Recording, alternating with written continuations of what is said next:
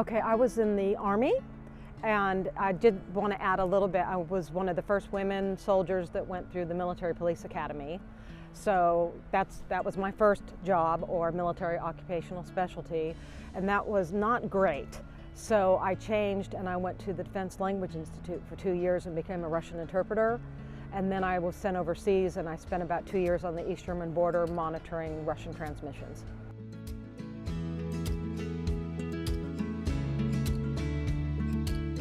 You know, I've thought about this, and I think it should be shared, because for me it was volunteering for a detail to assist the morticians after the bombing of the Beirut barracks in 1983.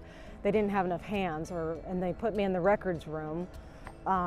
There was 241, I believe, service members that were coming in, but they needed hands, so they asked me to come in and see a body and how I would react, because they really needed help. And so we spent 3 days and 3 nights. I don't remember going home. Cleaning, preparing, documenting injuries, locating body parts, making sure that when they were put back in the transfer case, they were so with dignity, so that when they were sent home to the funeral homes, the parents would know,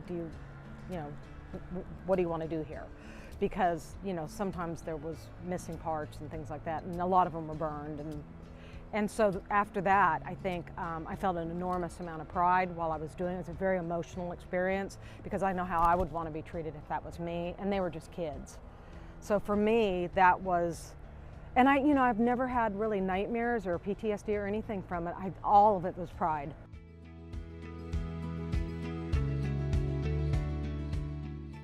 And you're trained in the military, especially in a squad and a platoon, to be able to do the jobs of everyone in your squad. So in a combat environment, you can take over, right? So you learn how to do multiple different tasks, and you also learn the importance not only to pull your weight as an individual, but to be a part of a team, and you want your team to succeed.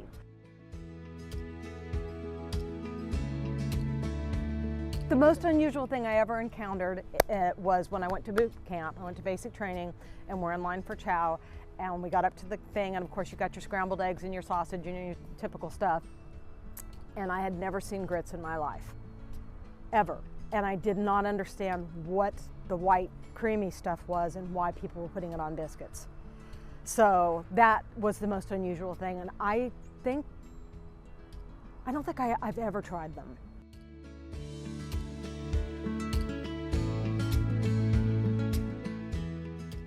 Veterans Day means a lot to me. I mean, a lot. And for whatever reason, I do have difficulty attending parades, and I don't do well with taps at all.